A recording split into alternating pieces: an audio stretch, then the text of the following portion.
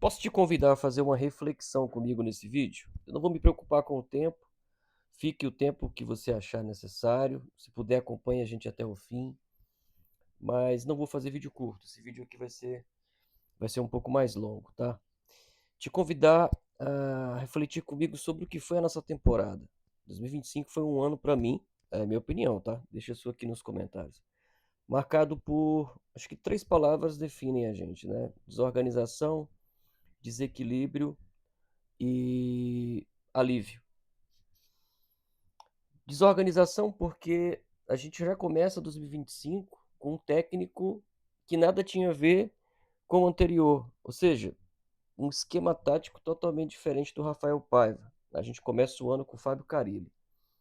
Fábio Carille é marcado, né, na história de futebol por montar de esquemas táticos mais voltados para a defesa. Um pouco mais defensivo, luta por uma bola, joga por um placar simples. E Rafael Paiva já não era assim, né? E aí o Carille chega pro Carioca e a gente faz um Carioca pífio, né? A gente consegue tomar quase um gol por jogo, né? Acho que a gente tomou ali 12 gols em 14 jogos.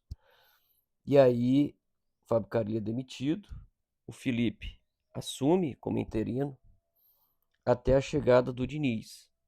Mas antes disso, o Vasco, para reforçar o elenco em 2025, acabou acabou contratando ali jogadores como, por exemplo, Daniel Fusato, goleiro, que de nada serviu na temporada, nem mesmo quando o Diniz tentou poupar o time principal para a final da Copa do Brasil, para as semifinais da Copa do Brasil, tá?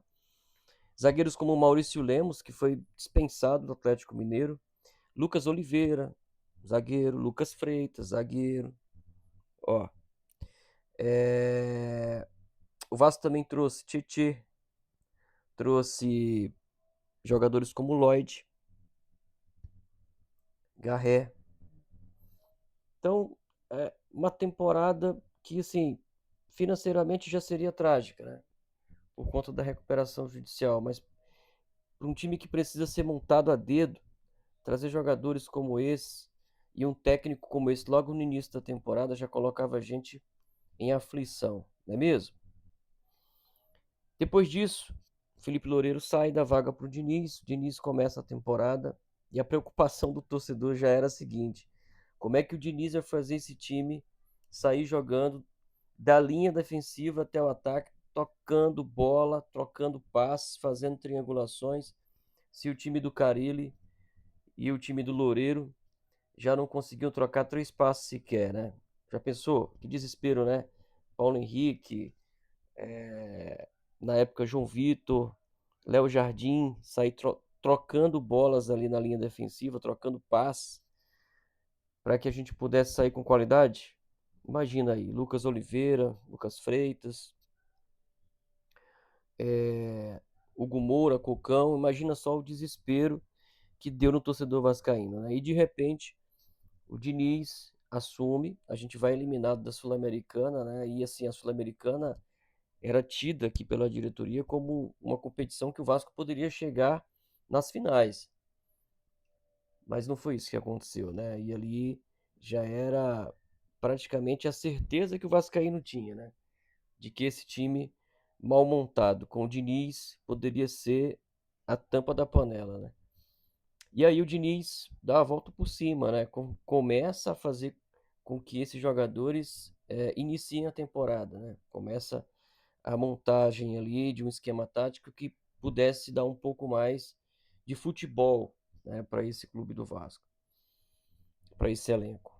E aí a gente começa a viver a gangorra.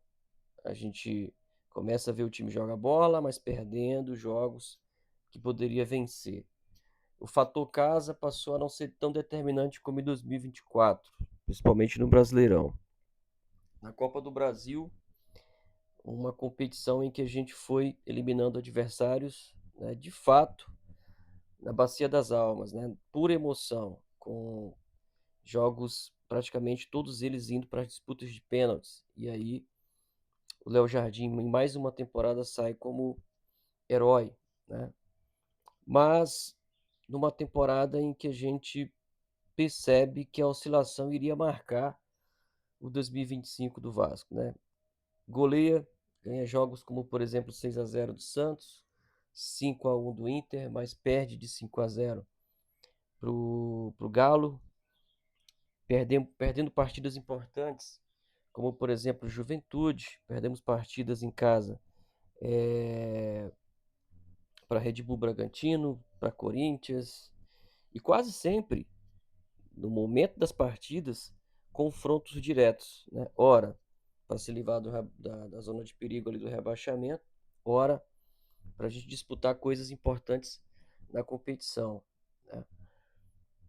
E o Diniz ali descobrindo alguns valores. Acho que esse é um dos pontos, né, que eu vejo como positivos, além do alívio da gente não ter caído para a Série B, foi que o Diniz conseguiu resgatar alguns nomes no elenco, né? O Paulo Henrique foi convocado para a seleção, depois disso não jogou mais bola, não sei se com medo de contundir, né?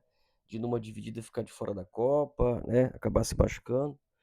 O Ryan foi a grata surpresa, né? O Ryan saiu de preterido ao jogador mais valioso do futebol brasileiro, hoje com uma multa de 80 milhões de euros, né? Passa aí dos 500 milhões de reais.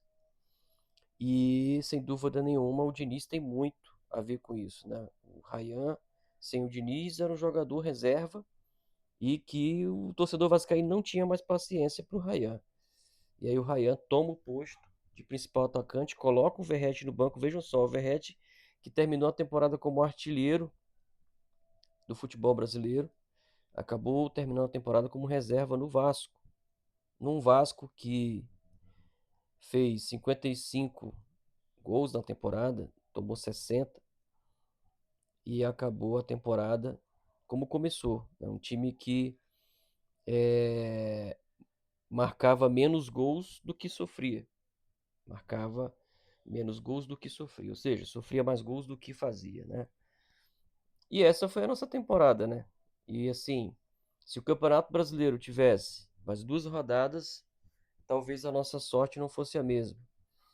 E o que que eu deixo como mensagem final para esse vídeo? Que o Pedrinho possa montar um elenco de verdade capaz de dar equilíbrio para as nossas temporadas futuras, principalmente para 2026, onde a gente volta a ter, assim como em 2025, a Sul-Americana como uma competição importante, embora seja a segunda linha do futebol americano, do continente americano, mas é importante sim. Em 2025 a Sul-Americana colocou 9 milhões nos cofres do Vasco e que em mais uma temporada o Vasco possa fazer uma boa Copa do Brasil, de repente chegando numa final com um time de fato, com experiência, com canja, né, com capacidade técnica de fazer valer o título. E que no Brasileirão a gente tenha sim elenco capaz de suportar 38 rodadas e vencer mais do que perder. O Vasco perdeu 18 partidas no Brasileirão. Foi um turno inteiro de derrotas.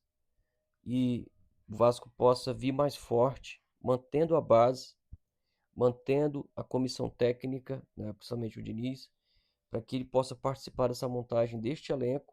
Afinal de contas, o Diniz, juntamente com o Admar Lopes, que chegou para salvar a nossa temporada no Brasileirão.